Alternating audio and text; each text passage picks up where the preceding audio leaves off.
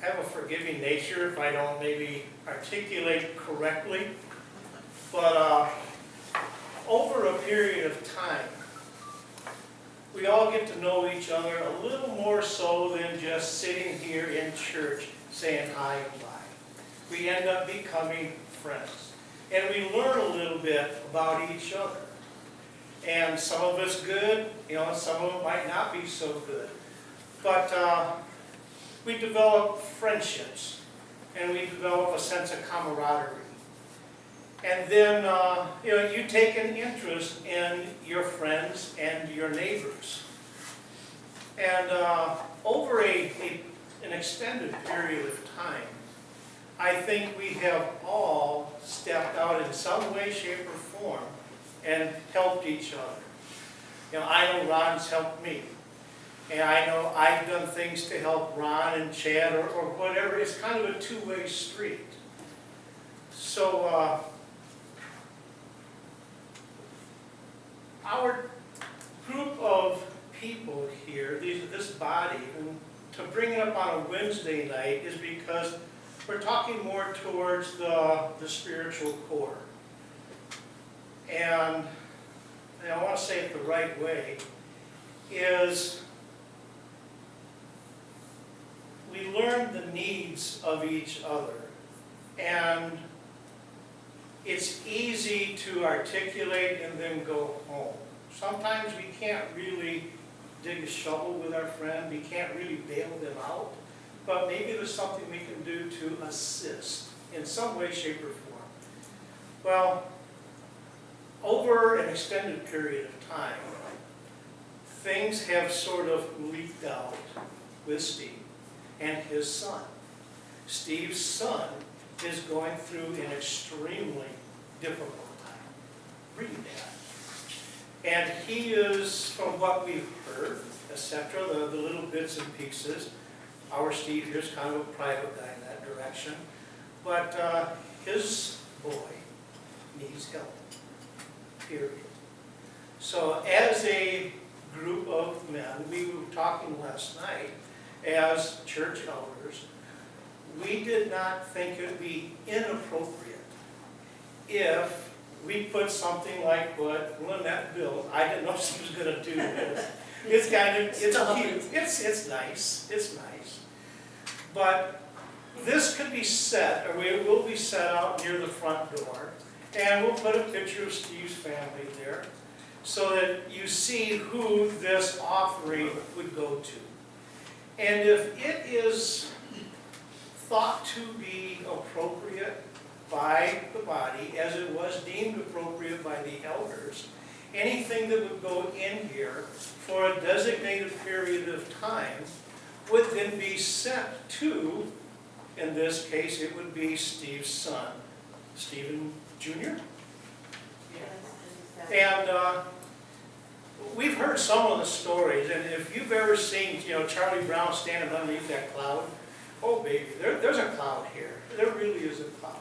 His family has really been hurt. The job loss, break-ins, etc., etc. So we're just going to leave this thing out here, and as it touches you, anything that would be put in here will be sent to him, and it will be sent to him from the church body. So, and if it is received properly, and it's a good thing, is that the word for it, then maybe there's another family down the road a piece that we could use this as a tool to be a witness in some sort, some way, shape, or form. So it's, call it an experiment. But if it works out, it could touch somebody. And that's it's not all about the bucks. It's about reaching out to help somebody when they truly need. So anyway, it'll be out front, and I hope I said it right. So got about 3 minutes.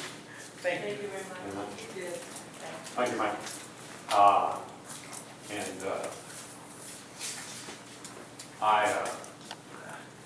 I'm trying to stay as neutral as I can in this whole thing. It wasn't my idea, it was the guy's idea. I don't want to be seen to coerce or cajole or anything I like recorded that. it. Thanks. So let's go to our lesson for the evening. And this is our 6th lesson already in this subject matter, is this our faith?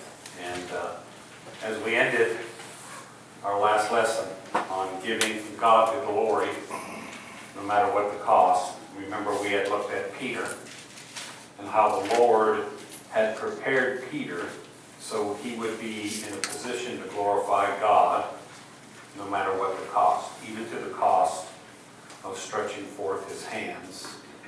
In other words, to the cost of dying, crucifixion. And remember, then we spoke of the life of several missionaries. We talked about John Patton and several others that had given their lives for the Lord, and their willingness to do for the Lord, to glorify the Lord, no matter what the cost. So then, if we are to aim our life at his glory, no matter what that might entail, remember we looked at the scripture from eating and drinking to dying. It means that we've got to learn to be, and I need a fat marker. If you ever see any dry erase markers that are really fat, let me know. Yeah. We need to be content with his will. Not our will, but with his will.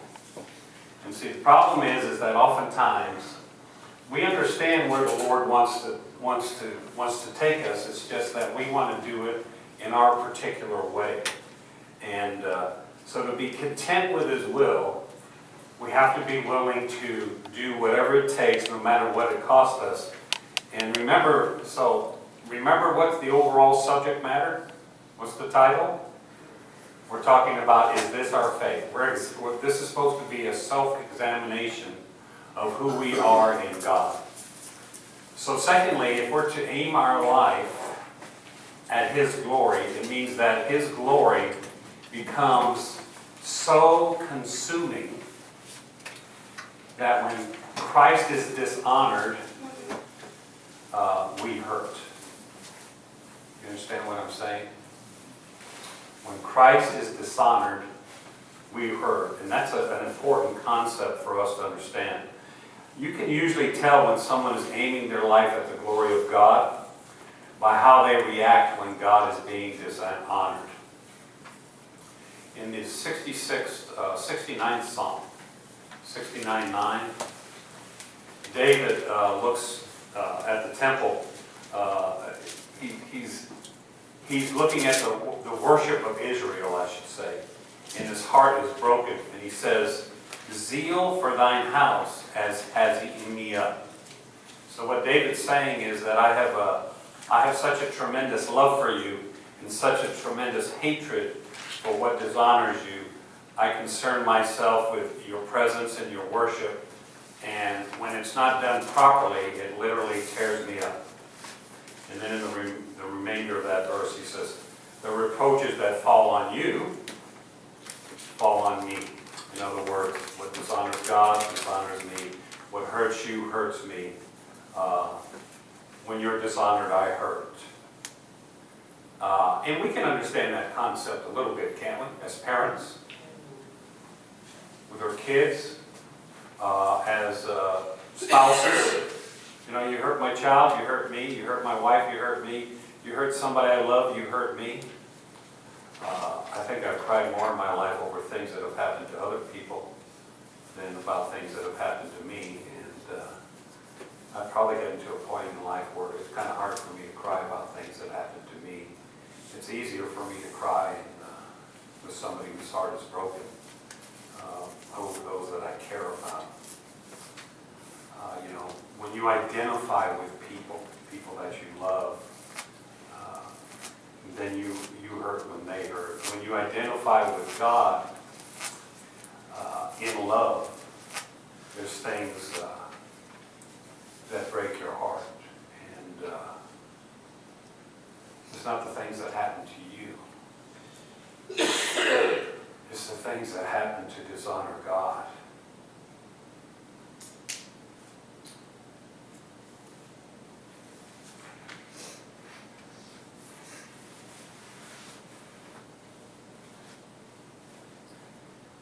So David says that he has zeal, the zeal for your house has eaten me up, and the reproaches that fall on you fall on me. And you know, that verse was quoted again in the New Testament. Do you know by who? Yeah, but who said those words in the New Testament? Jesus did, yeah. So what did he do after he said those words? Well, he took out a whip and he cleansed the temple.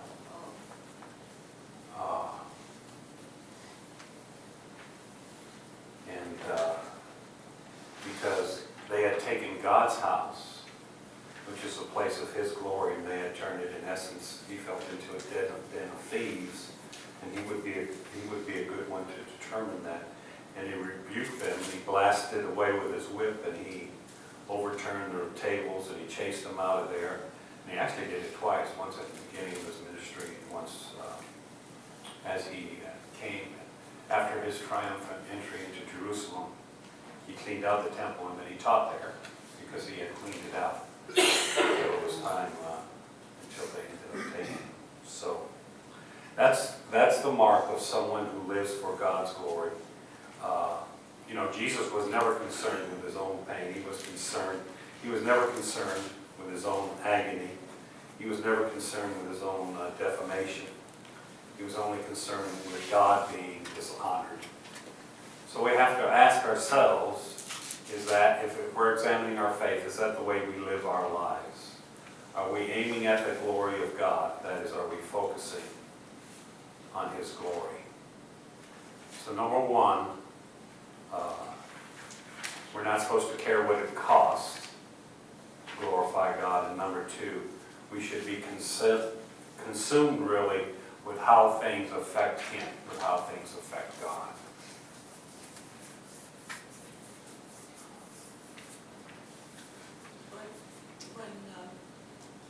Sometimes you'll see things in the world and especially on TV, the moral issues so bad.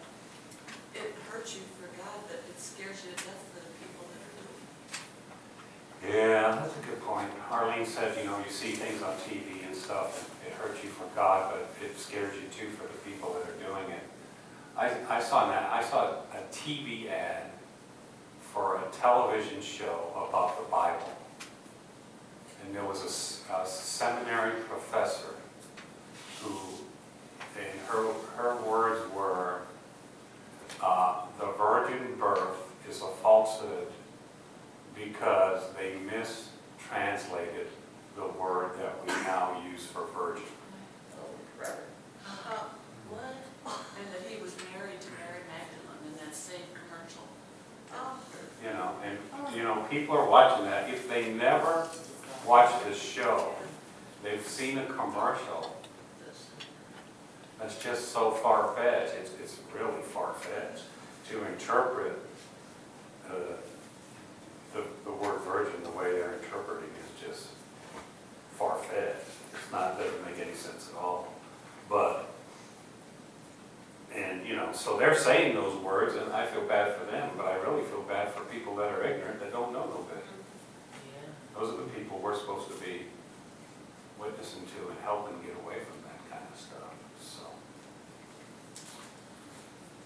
So one of the great, I want you to consider this statement, Revelation 2, the church at Ephesus. There's a great statement made about the church at Ephesus. What is the church at Ephesus? Aren't they the church that lost their first love? Yeah. But, you know, they still did some good stuff. And it's not a big statement, but it's an important one. And it says of the church at Ephesus that they could not bear them that were evil. Have you ever considered those words?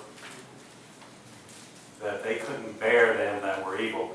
That was one of they were commended by Christ because that was a good characteristic in their church. They couldn't tolerate evil people. Why? Why do you think that the church is not supposed to tolerate evil? What's the subject matter? Yeah, because it brings dishonor to God. And if there's sin in the church, sin has to be confronted, and then you can bring honor to God. But,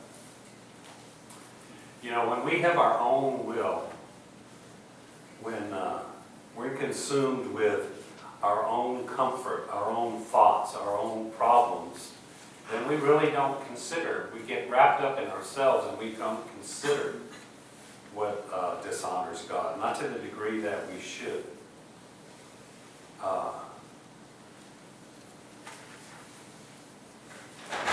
But when we get that message, we really can hang on to that message. You can really get somebody breaking in or breaking out.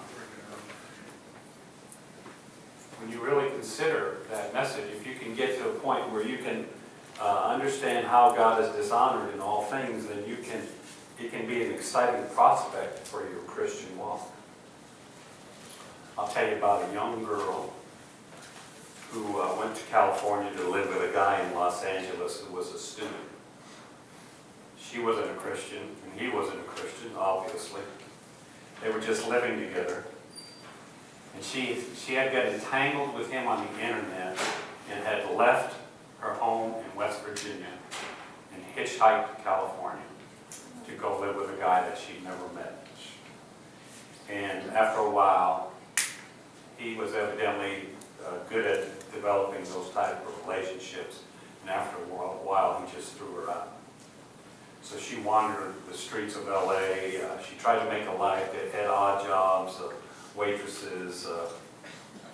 But she became somewhat suicidal, very depressed.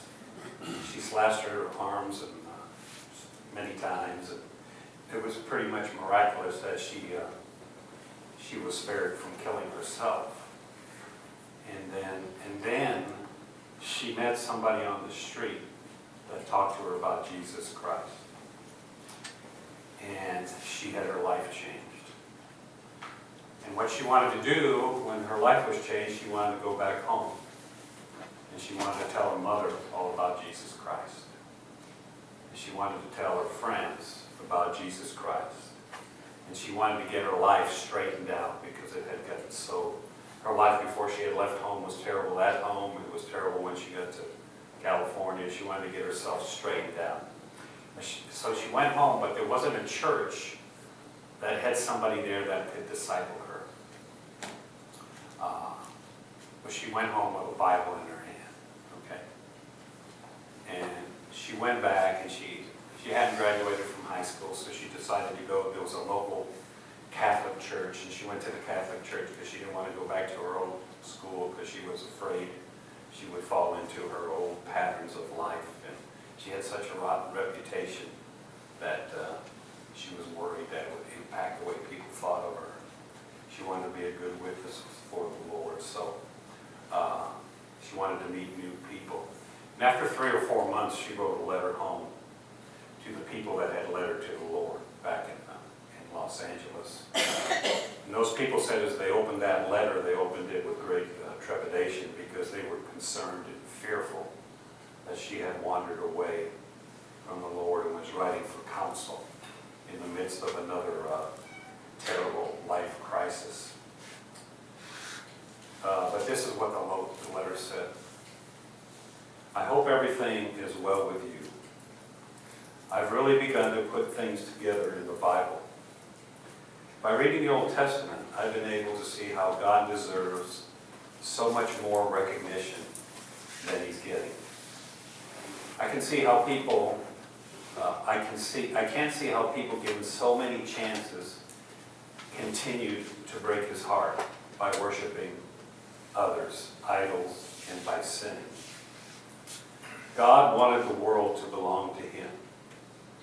God also wanted Israel to sacrifice lambs and goats and oxen and things like that as an atonement to him for sin. He is God, after all, and he had to have some payment for the terrible sins of man. So that's a girl, probably 17, 18 years old, hadn't finished high school, but she had learned that biblical truth without any tapes, without any study books. She had just learned that by reading the scriptures. She went on to say, I think that God actually talks, and to think that God actually talked and was visible in the presence of these people, and yet they kept on complaining and sinning. And then she said this, I can almost feel the unbearable sadness that God feels when someone rejects and doesn't glorify him. I can feel the sadness when someone rejects and doesn't glorify God. That's a pretty amazing statement for a new believer. She said, He's God. He made us. He gave us everything. And yet we continue to doubt and reject him. It's awful when I think of how I hurt him. I hope I can make it up. And then she finishes with, I have a soft spot in my heart for God now. I can feel his jealousy when I see people worshiping idols and other gods. It's also clear to me God must be glorified. God must be worshipped. He deserves it. It's long overdue. And I just can't wait to tell Jesus and thus tell God indirectly that I love him and kiss the ground he walks on because he should be worshipped. I want God to be God and take his rightful place, and I'm tired of the way people keep putting him down.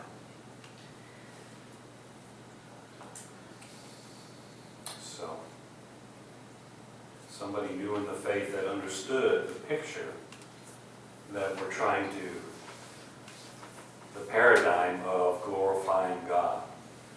So that when you hurt God, you bring him dishonor. When you hurt God, which is done by sin in your life, or by lackadaisically approaching him in worship, or by a myriad of other things, you bring him dishonor.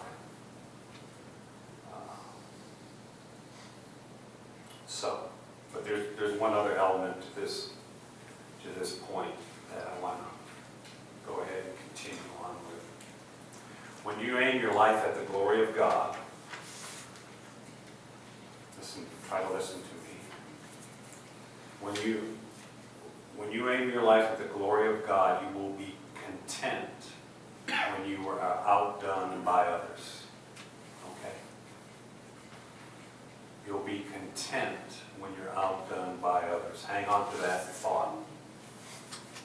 You know, you can see people really living for the glory of God because they're not content in their walk with the Lord. They're always on the edge a little bit. They're always willing to stick their neck out a little bit. They're always trying to do it a little bit better, a little bit more. Have you ever heard of the saying when Satan fell, he fell into the choir loft? Have you ever heard that saying? You know what I mean? It's kind of like in our quartet, we used to have this joke, what makes a good Southern gospel quartet singer? The answer is that he's the one that thinks he can sing better than everybody else. And we always all thought that way. We always kidded each other that we were the best singer. The idea behind that old saying about Satan, when he fell, he landed in the choir loft, is that oftentimes, I've been members of choirs all the time until I got over here. Everybody in the choir wants to sing a solo. And you would hear people, well, I never get to sing a solo. And it's not that it doesn't seem to be of any concern that they might glorify God or not glorify God. They just want to sing solos. And I heard of one church where a pastor had so many people that wanted to sing solos. We don't have that problem here. But he had a choir that had so many people that wanted to sing solo. Once a year he had solo night. And he just let them file across the stage one after another and sing their solo. He'd give them about a minute, and then when they were all done, he'd say, okay, you're done. Now the choir director can go ahead and be the choir director. But that's, it's not just people in the choir loft. I told you before, I worked for, when I was a school superintendent, I worked for 7 pastors. I know 2 pastors one time that had a bet about who could have the most people in Sunday school. And when one of those pastors lost that bet, they bet for like 6 months. I bet you'll have more people in Sunday school in 6 months than you will. And when one of those pastors lost that bet, he actually got physically sick. Now, do you think he got physically sick because he was concerned about God not being honored? No, he was physically sick because he wasn't honored, because he felt he should have won that bet. So, jealousy. Listen, we can act like we don't get jealous, but jealousy is a factor in the Christian life. And you know why? Because we get more concerned about who gets the credit rather than God getting the glory. See, we have to get ourselves in positions that we can rejoice that somebody does something for the Lord better than we can do. It's my greatest desire that the leadership group and everybody in essence at this church would be holier than me. That's my desire. And what happens when I'm not here? I'm sure you'll find somebody to fill my place, but it would be nice if we could fill it from within, from the body. But I think it'd be great to find somebody that can, and it won't be hard to find somebody that can preach better than me, or teach better than me, or somebody who can that can be a greater blessing to people. Because our aim, our desire has to be to glorify God. Now I'm going to try to give you an illustration of that in Philippians 1. I got plenty of time. I'm surprised I got this far, but because I've skipped the parts that'll make me cry, so I'm doing pretty good. So in Philippians chapter 1, there's a truth illustrated in the life of a man we call the Apostle Paul. And let's get into this picture a little bit before we step into the scripture. Paul, as he writes the book of Philippians, is probably where? In prison. Probably in prison. He's probably in the Marmatine prison, which was a hole in the ground that had a big steel grate on top of it. And what they did was they lifted up the grate and they threw you in the hole in the ground. And it was a circular room underneath that hole in the ground. And that was where these prisoners of his type were held, and they would just throw them in there on top of each other. And there was no sanitation. And it was a pretty tough place. And inside of that hole, on one side of the room, was a big steel door. And on the other side of that steel door, a grated door, was the Roman sewer system. And when they got too many prisoners in there, they would look to see who was the weakest. And they would take him over and open that door, and they would throw him into the sewer system. And the sewer system would flush them out. That was how they took care of their population problems. Doesn't sound like our modern day prison system. It held about 40 prisoners, so if you didn't stay healthy, you could easily find yourself in a tough situation. But, okay, if Paul, and not everybody agrees that he was in this particular prison, I think he was. But in prison, Paul wrote these words, "Rejoice always, and again I say, rejoice." Rejoice always, and again I say rejoice. I've got a problem. But it was in that kind of setting that the Apostle Paul, see, this is the end, okay? We're close to the end of his life, all right? He's reaching the end of his line, and I'll say this. If I was Paul, I would consider the earlier years of his life the glory years. He'd been on a great adventure. He'd expanded the church into Asia Minor, and then he had expanded the church into Greece, and that had to be great. He had been to Athens and preached on Mars Hill with the greatest intellects of the world standing there and listening to him. He had great accomplishments in the city of Corinth. He had been blessed by his relationship with the church in Thessaloniki. He had had the joy of working with the Bereans and searching the Scripture. All of the adventures going back all the way to Jerusalem. He had traveled all around the Mediterranean again and again. He had been shipwrecked.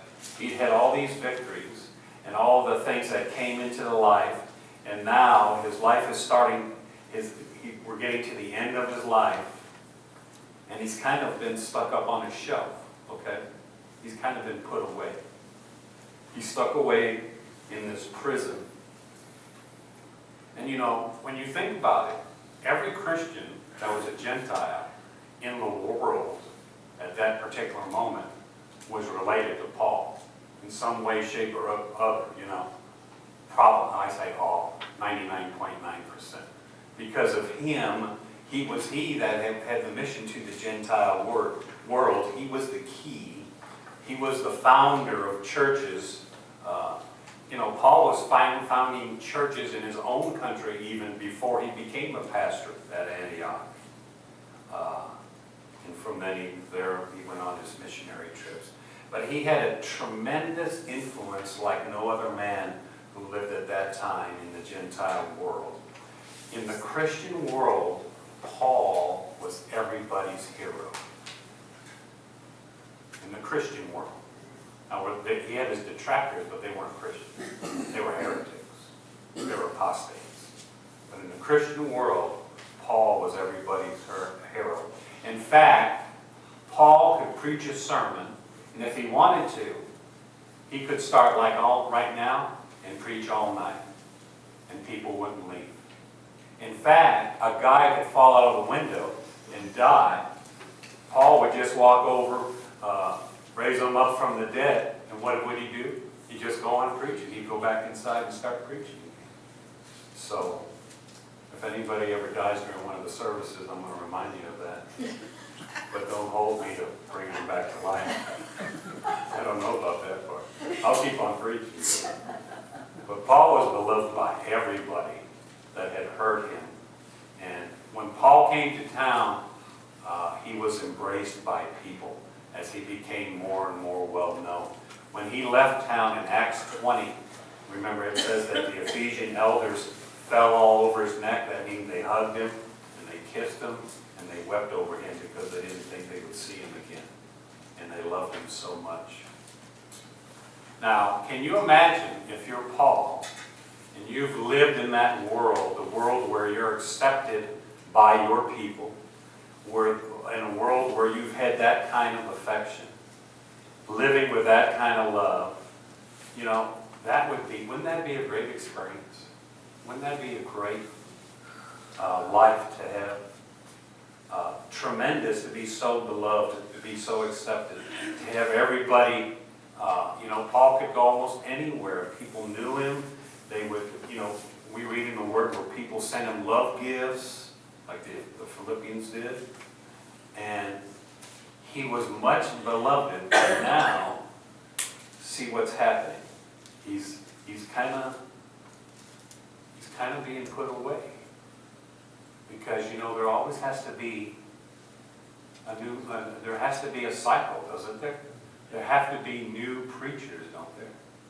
There have to be new ones coming along, and the new ones that come along capture the fancy of the people.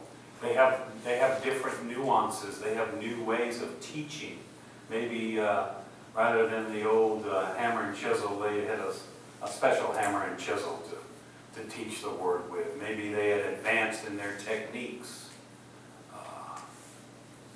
So Paul was being usurped. He's now a prisoner, stuck away in a prison, and he's lost his mobility, and there's some new guys out there that are attracting crowds of people, and people are beginning to love them. People are beginning to have an allegiance to them. And the old people, the older people, the apostles, and that guy named Paul, they're starting to become memories. Do any of you know a preacher like that got to a time in his life where he kind of was put on the shelf? I remember a preacher in West Texas. His name was B.L. Davis. B.L. Davis pastored some of the largest churches in Southern Baptist churches in Amarillo and Lubbock, all over that part of the country. B.L. Davis was so full of the Word of God that when he spoke, it was like honey rolling off his tongue. He was a great, great man of God. And Nikki and I knew B.L. because when we got saved, within 6 months our church lost its pastor. The congregation booted him out pretty much. And we were thinking, man, these Christian folks, they're pretty nice, aren't they? And B.L. came in as an interim. And he thought he was going to be there like 6 months or something. I know he was there more than a year and a half. And he was a sweet man of God. He used to make me sing, Because He Lives. Every month he would ask me to sing the same song over and over and over. And but B.L. got to a time in his life where things started to pass him by, and his wife got sick. He just wasn't able to do what he used to be able to do. And that's kind of like the situation of Paul here. Paul is coming to the end of his life. You know, it wouldn't be long, according to tradition, until Paul had his head laid on a block, a wooden block, and a large axe taken. And that axe would flash in the sun and take off his head.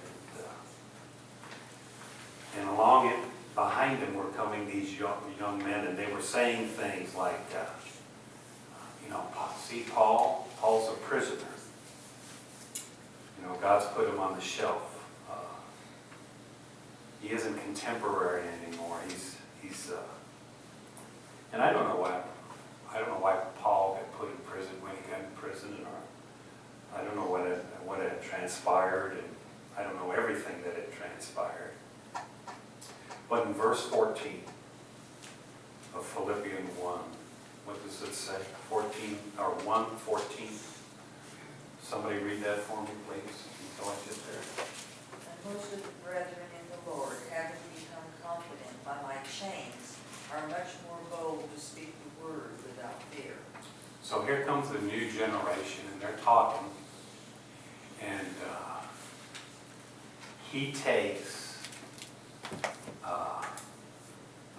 joy that they can see that he's a prisoner.